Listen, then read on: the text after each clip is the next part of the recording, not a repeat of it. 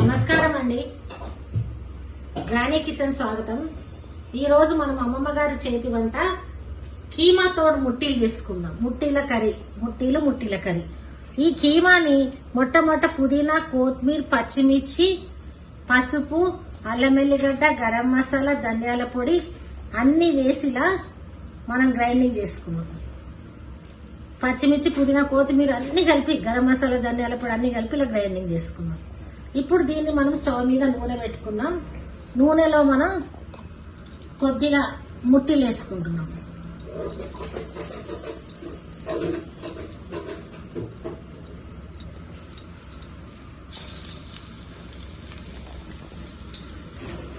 నూనెలో ఇలా ముట్టి కట్టుకుంటున్నాం. ఇలా ముట్టి కట్టుకొని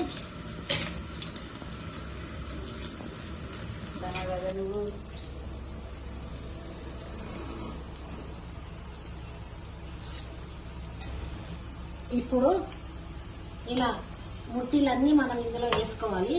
వేసుకొని నేను ఇలా ముట్టీలను తీసుకుంటున్నాను. ఇలా ముట్టీలు కాగినాయి, వీటిని తీసుకొని గిన్నెలో వేసుకుంటున్నాను. ఇలా ముట్టీలన్నీ తీసుకొని ఇలా కీమా ముట్టీలు ఇలా తీసుకుంటున్నాం. అన్ని తీసుకున్నాక మళ్ళీ మనం కర్రీ వేసుకోవాలి. కొన్ని ఏమో తినొచ్చు అలాగే స్నాక్స్ లాగా, కొన్ని ఏమో కర్రీ వేసుకోవాలి. ముట్టీలన్నీ చేసుకున్నాం. ఇలా ముట్టీలన్నీ వేసుకొని ఇలాగే స్నాక్స్ లాగా ఉల్లిగడ్డ, పచ్చిమిర్చి ఇట్లా పెట్టుకొని తినొచ్చు. ఈవినింగ్ స్నాక్స్ లాగా తినొచ్చు, ఎప్పుడన్నా తినొచ్చు, లేదా పప్పు అంచుకు అట్లా. ఇది కాదు, మన కర్రీ కావాలంటే ఇప్పుడు కర్రీ చేసుకుందాం. కర్రీ ఎలా చేసుకోవాలో చెప్తాను.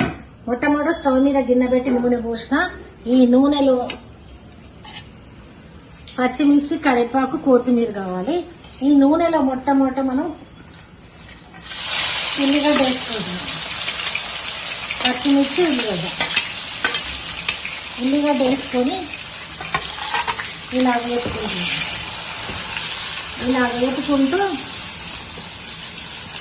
కొద్దిగా అల్లం వెల్లిగడ్డ వేసుకున్నాం. కొంచెం అల్లం వెల్లిగడ్డ, కొద్దిగా అల్లం వెల్లిగడ్డ వేసి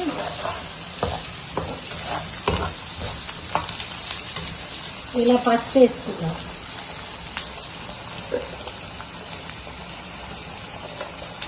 ఇలా పసుపు, కొద్దిగా ఉప్పు వేసుకున్నాం. పసుపు వేసుకున్నాం, ఉప్పు వేసుకున్నాం. ఉప్పు 2 చెంచాలు వేసుకున్నాం. ఇంకా ఇలా కారపొడి 1 చెంచా వేసినాం.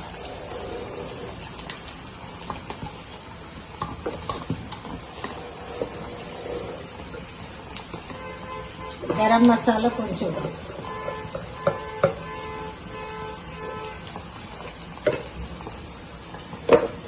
కొద్దిగా మిరియాల పొడి, ధనియాల పొడి, గరం మసాలా, మిరియాల పొడి, పసుపు, అల్లం వెల్లిగడ్డ, ఉప్పు, కారం వేసుకున్నాం. వేసుకొని ఇలా కలుపుకున్నాం. కొద్దిగా కైమా ఉంచుకున్నాం. ఆ కైమా వేస్తున్నాం. ఆ ముట్టిలు చేసిన పుదీనా, కొత్తిమీర, పచ్చిమిర్చి కలిపిన కైమానే వేసుకున్నాం.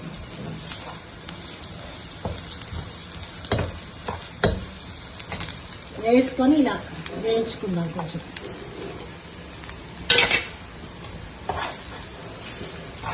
ఇలా వేయించుకుందాం. ఈ కైమా వేసుకొని ఇందులో కైమా కూడా వేసుకుందాం. వేయించుకుందాం. ఇలా వేయించుకొని ఇప్పుడు ఇందులోకి మనం ఈ బొక్కలన్నీ ఉడకబెడదాం. సూప్ బొక్కలన్నీ ఇలా ఉడకబెట్టి సూప్ తీసుకుందాం. దీంట్లో కొంచెం పుట్నాల పప్పు కూడా వేసుకుందాం. పుట్నాల పప్పు పొడి వేసి వేసుకుందాం.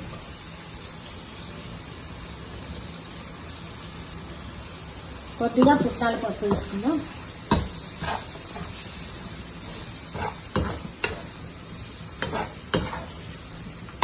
ఇలా పుట్నాల పొడి వేసుకుందాం.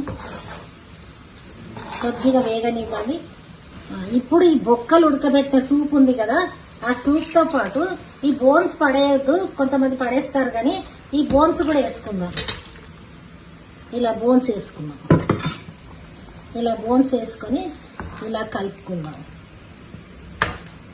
ఇలా కలుపుకొని ఇది మరిగేటప్పుడు మనం చేసిన ఈ ముట్టీలు ఉన్నాయి కదా, మరిగేటప్పుడు ఇప్పుడు మనం చేసిన ఈ ముట్టీలను ఇందులో వేద్దాం. మొట్టమొదట మరగనివ్వాలి. ఇది మరిగిన తర్వాత వేద్దాం.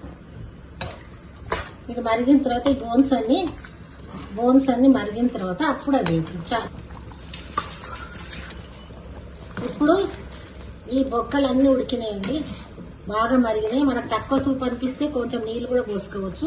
ఈ బొక్కలు ఇట్లా ఉడికినాయి. ఇప్పుడు ఇందులో మనం కొంచెం కొత్తిమీర వేసుకుందాం.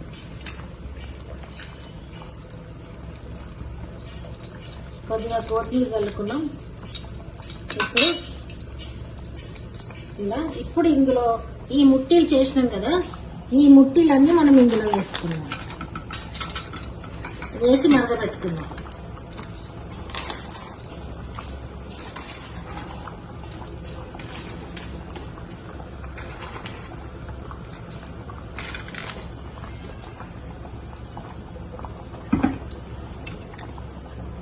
ఇప్పుడు ఇలా ముట్టీలు చేసుకున్నాం.